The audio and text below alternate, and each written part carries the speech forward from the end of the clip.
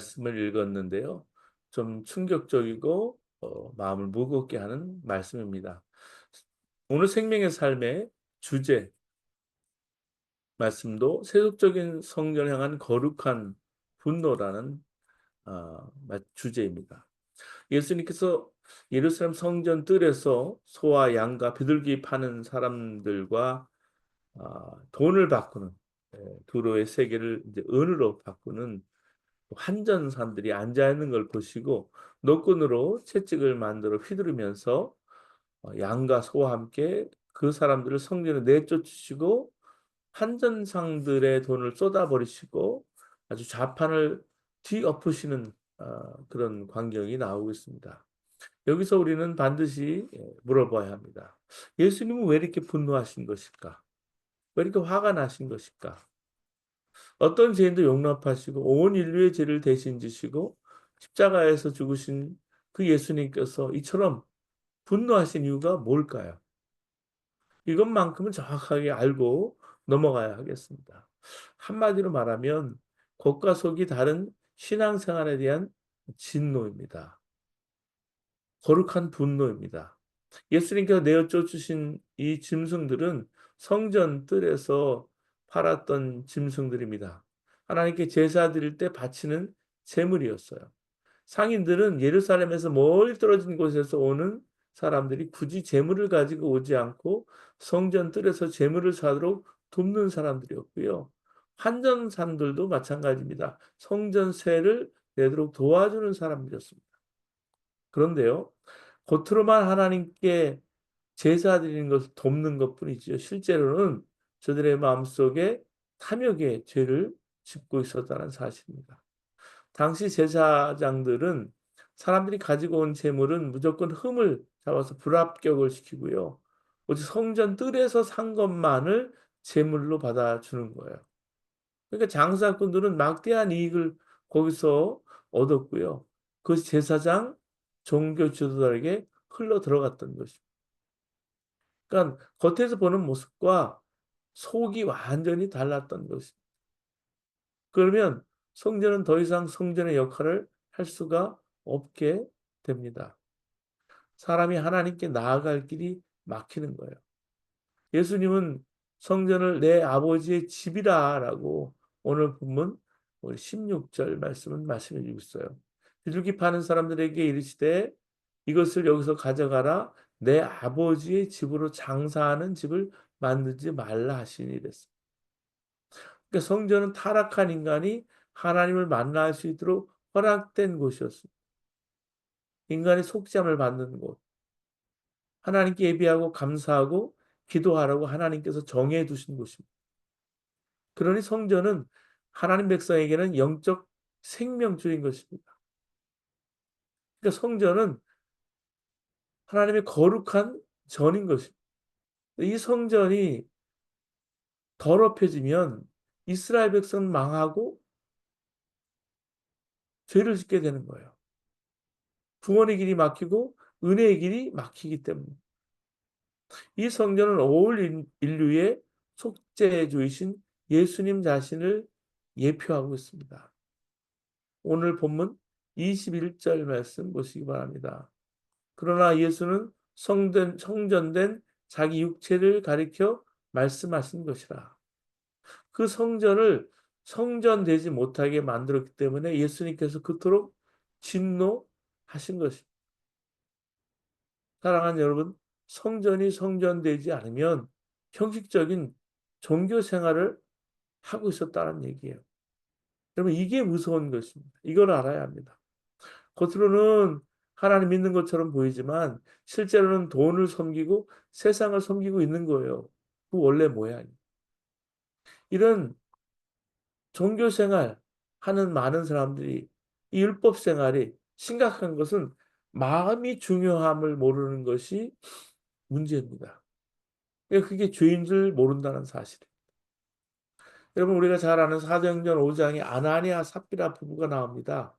땅을 팔아서 큰 헌금을 했어요. 그렇지만 일부만 바치면서 땅 판 모든 것을 바친다고 거짓말을 했습니다. 여러분 생각해 보세요. 이게 그렇게 큰 죄일까? 어떻든 헌금한 것이 아닙니까?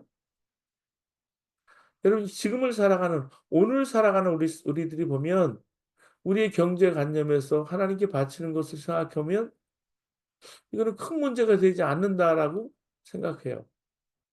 왜냐하면 우리 중에도 그렇게 하고 있고 그렇게 생각하는 사람이 있는 것이기 때문에. 근데 마음이 타락한 것이 얼마나 큰 문제인지 몰라서 그러는 것입니다. 겉은 하나님께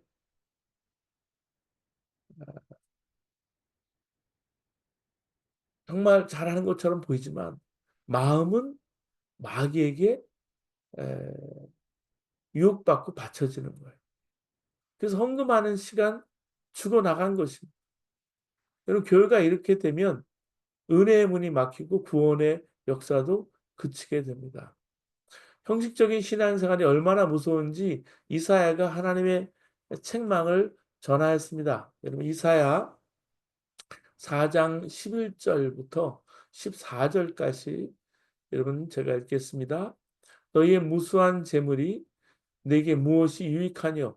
나는 숫 양의 번제와 살진 짐승과 기름에 배불렀고 나는 수송아지나 어린 양이나 숫 염소의 피를 기뻐하지 아니하노라.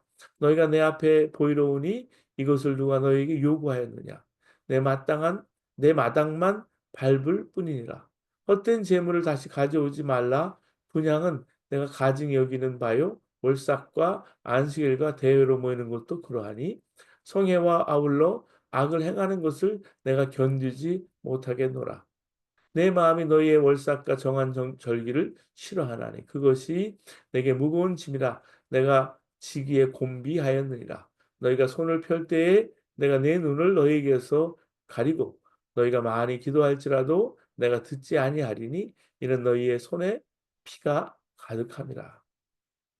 그리고 교회 열심히 다니고 예배 잘 드리고 교회 직분을 가졌기에 신앙생활 잘하고 있다고 생각하는 사람들에게는 엄청난 충격이 될 말씀이에요.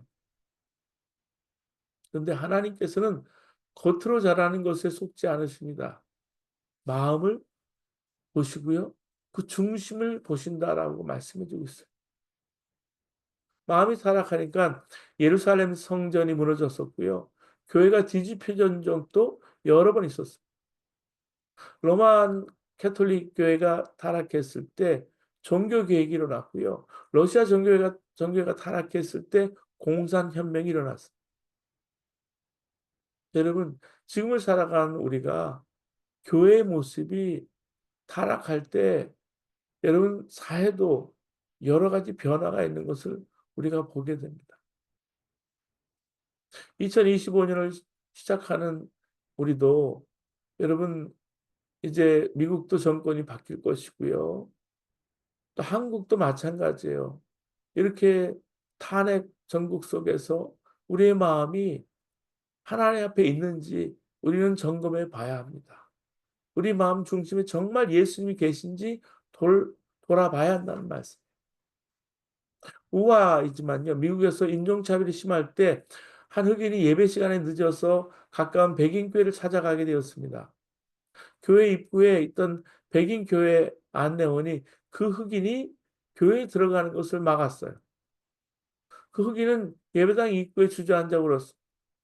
그때 누가 흑인의 어깨에 손을 얹고 얼마나 아프니 하면서 위로를 하는 거예요. 흑인이 이렇게 돌아보니까 바로 예수님이었어. 오 주여, 제가 오늘 예배를 드리기 원했지만 흑인이라고 저 예배당에 들여 보내주지 않아서 이렇게 울고 있습니다. 그러니 예수님께서 말씀하셨습니다. 나도 저 예배당에는 한 번도 들어가 보지 못하였단다. 백인교회 안내원이라고 자기 나름 잘하느라고 그렇게 했을 거예요. 그러나 겉으로는 예배 잘 드리도록 충성하며 섬겼지만 마음은 예수님과 전혀 상관없는 사람이었습니다. 이런 일이 지금 우리에게도 일어날 수 있음을 명심해야 합니다. 사랑하는 여러분, 우리는 지금도 우리보다 못한 형편에 있는 사람들, 또 핸디캡이나 장애인들, 우리와 다른 인종에 있는 사람들, 우리가 함께 섬길 수 있는 공동체인지 겉만이 아니라 속도 들여다봐야 합니다. 우리 자녀들이 이 교회 가면 잘 섬길 수 있겠다. 이 교회 가면 우리 정말 잘 자랄 수 있겠다라고 겉으로는 생각하지만 속으로는 다른 마음을 품고 있다는 사실도 여러분 지금을 살아가는 우리들에게는 있어요. 사랑하는 여러분, 예수님께서 만약에 우리 교회 오시면 어떻게 하실까 한번 생각해 보셨는지요? 우리 자신과 섬기는 교회를 심각하게 돌아보는 시간을 가져야 합니다. 예수님께서 만약에 우리가 우리 교회 오시면 가장 먼저 담임 목사를 부르신다면 어떨까? 주님은 목사에게 교인 수를 물으실까요? 예배당 건물을 둘러보실까요? 뭐 교육관이 있느냐? 여러 가지 어린이 프로그램이 있느냐? 목회 프로그램은 어떠냐? 그렇게 물으실까요? 주님은 우리와 주님만 아시는 우리 기도에 대해서 말씀하실 거예요. 혼자만의 시간에 어떻게 지냈는지, 마음에 품고 있는 생각은 무엇인지 말씀하실 것입니다. 여러분, 겉으로 드러나는 것보다 우리의 마음이 얼마나 중요한지 명심해야 합니다. 그래서 어떤 마음을 품고 어떻게 교회를 섬기는지 우리가 돌아보면 우리 자신을 알 수 있어요. 목회할 때 보면 거리가 먼 곳에서 일부러 찾아와서 예배를 드리는 교회 성도님들이 있습니다. 왜 그렇게 먼 곳에서 와서 이렇게 작은 교회를 섬길까? 정말 예수님을 만날 수 있는 교회, 정말 예수님을 느낄 수 있는 그런 교회, 그런 예배를 드리는 교회를 찾아온다면 여러분 멀리서 오나 가까이서 오나 여러분 참 감동인 거예요. 예수를 만날 수 있는 교회가 있고요. 예수를 경험할 수 있는 예배가 있다면 비행기를 타고서라도 가는 겁니다. 부산에서 서울도, 제주도에서 서울도, 서울에서 제주도 갈 수 있는 거예요. 거기서 무급 사역자라도 일을 하는 거예요. 근데 목사가 되고 나니까 어디를 마음대로 갈 수가 없습니다. 작은 교회도 작은 교회고요. 중형교회도 중형교회고요. 근데 하나님께서 우리에게 이제는 어디서나 어디서로 움직이는 이 시대에서 네트워크를 세워서 섬기고 1년에 한 번씩 만나서 함께 선교에 대해서 함께 마음을 나눌 수 있는 것도 교회인 거예요. 그렇기 때문에 우리가 섬기는 교회를 예수님의 교회로 세워야 하는가 그게 중요합니다. 예수님을 만날 수 있는 예배를 거기서 드리는 게 중요한 거예요. 그런 영적인 갈망이 2025년 우리가 있는지 사랑하는 여러분 진정 예수님이 주인 되시고 머리 되시는 교회에 대한 갈망이 저와 여러분 있게 되기를 주님의 이름으로 바랍니다. 더 이상 예수님이 주인인 교회를 찾아다녀서는 안 됩니다. 찾았으면 어떻게 할 것입니까? 여러분이 그 교회 교인이 될 보장은 있으십니까? 행복한 가정을 찾았다고 여러분은 그 가족이 되는 것이 아니지 않습니까? 정말 예수님이 주인이신 교회를 세워보지 않으시겠습니까? 교회 안에 예수님보다 사람을 높이는 일을 두려워해야 합니다.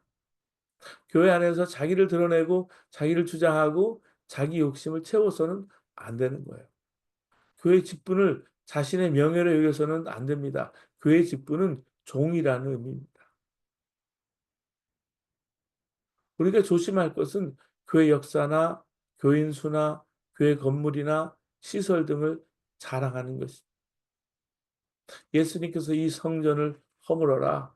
그러면 내가 사흘 안에 다시 세우겠다라고 분명히 19절에 말씀해 주고 있어요. 이 말씀을 명심해야 합니다.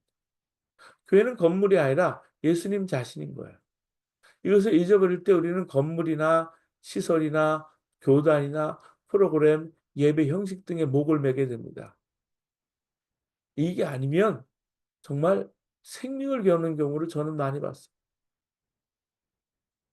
예수님이 오시면 그걸 물으실까요? 예수님이 주인이신 교회는 그러면 어떻게 세우실까요? 어떻게 세워질까요? 감시기구를 만들고 신임 투표제도를 만들고 교회 규정을 엄격히 만들면 되겠습니까? 아닙니다. 교인 한 사람 한 사람이 진정한 성전이 되어야 합니다. 고린도전서 3장 16절에 너희는 너희가 하나님의 성전인 것과 하나님의 성령이 너희 안에 계시는 것을 알지 못하느냐. 누구든지 하나님의 성전을 더럽히면 하나님이 그 사람을 멸하시리라. 하나님의 성전은 거룩하니 너희도 그러하리라. 성전이 성전돼야 합니다. 성전이 성전되지 않으면 하나님이 정말 뒤엎어버리는 그런 성전이 될 수밖에 없습니다. 어느 목사님 이야기인데요. 그러나 운전을 하다가 신호등이 붉은 등으로 바뀌어 멈췄는데 뒤에 오던 차가 찢어질 듯한 브레이크 마찰음을 내면서 종이장 한 장 차이로 뒤에서 멈췄대요. 교통사고 날 뻔한 큰 상황이었어요. 백미러를 보니까 운전한 사람이 잠깐 한눈을 팔았는지 너무나 놀란 눈이 들어요. 그러고는 정신을 차리는 것 같더니 담배를 꺼내 피우더랍니다. 근데 운전석 앞에 큰 십자가 목걸이가 흔들고 있는 게 보였답니다. 그걸 보고 참 많은 생각이 들더라고요. 오늘 우리가 읽은 말씀은 참으로 무겁고 두려운 말씀입니다. 2025년 특별 새벽 기도를 하면서 오늘 이 아침에 우리를 위해서 주님께서 일부러 택해 주신 이 본문이에요. 이것을 우리가 선택해서 하는 것이 아니라 그냥 여러분 생명의 삶을 따라가다 보니까 오늘 이 본문 말씀이요. 여러분 지난 주일도 말씀드렸지만 새해를 몇 번이나 우리는 살면서 맞이할 수 있을까요? 맞이하게 될까요? 주님 앞에 서는 순간을 우리가 연습하는 거예요. 오늘 우리가 시작하면서 특별 새벽 기도를 했지만 연말에 이제 12월 31일을 맞으면서 한 해를 마감해요. 시작이 있으면 끝이 있습니다. 언젠가는 정말 마지막 날이 올 것이기 때문에. 그때 성전된 자가 아닌 채 주님 앞에 서는 것은 정말 두려운 일입니다. 그렇기 때문에 오늘 말씀은 우리를 정결하게 하는 말씀입니다. 성전이 되었음에도 성전되지 못한 삶을 살고 있다면 오늘 돌이켜야 합니다. 우리 가정이, 우리 자녀들이, 우리 심령이 겉이 아니라 자신의 마음에 예수님이 주님이신지 왕이신지 점검해야 합니다. 술 취하고 방탕하고 교회도 나오지 않는 사람에 대해서 말하는 게 아니잖아요. 겉과 속이 다른 사람이 되지 않았는지 묻는 것입니다. 여러분은 예수를 영접했기에 원수도 사랑하게 되었습니까? 그렇지 않다면 십자가의 용서를 믿는 것은 죽은 믿음이에요. 여러분 더 이상 근심하고 두려워하지 않게 되었습니까? 2025년 하나님이 함께 하셔서 두려움 없이 나갈 용기가 있으십니까? 그렇지 않다면 하나님이 사랑이라는 믿음은 거짓 믿음이에요. 여러분 이제 은밀히 죄 짓는 삶을 우리가 청산했을까요? 그렇지 않다면 예수님 마음에 계시다는 믿음은 거짓 믿음. 여러분 세상에서 잘 사는 것보다 하나님 나라를 위해서 고난을 당하는 것이 더 큰 기쁨입니다. 그렇지 않다면 하나님 나라가 있음을 믿는다는 말은 거짓이에요. 이 말씀이 자신에게 해당된다고 생각하는 사람은 정신 차려야 합니다. 겉과 속이 다른 신앙생활을 하는 것을 결코 작게 여겨서는 안 된다는 말씀이에요. 그 모습을 보고 예수님께서 어떻게 하셨는지 잊지 말아야 합니다. 그러나 닥쳐올 심판을 두려워하라는 말이 아니에요. 성전되는 엄청난 은혜를 받고도 누리지 못하고 살고 있음을 원통해야 한다는 것입니다. 마틴 루터는 하나님을 만날 때까지 사람들은 하나님이 자신을 대적하는 분으로 알고 있다고 말했습니다. 왜냐하면 무서워하는 종의 영을 가지고 살기 때문에 그래요. 실제로 많은 사람들이 처음에는 하나님이 자신의 편이 아닌 것처럼 느낍니다. 그런데 예수님이 마음에 임하신 후에는 하나님에 대한 믿음이 완전히 달라집니다. 왜냐하면 보는 것과 바라는 것이 완전히 달라지기 때문에 그래요. 사랑하는 여러분, 성전된 자로 살아서 이제부터 마음을 점검하고 한 걸음 한 걸음 주님 앞에 나아가시는 저와 여러분 되시기를 주의 이름으로 축원합니다. 이제 기도하시겠습니다.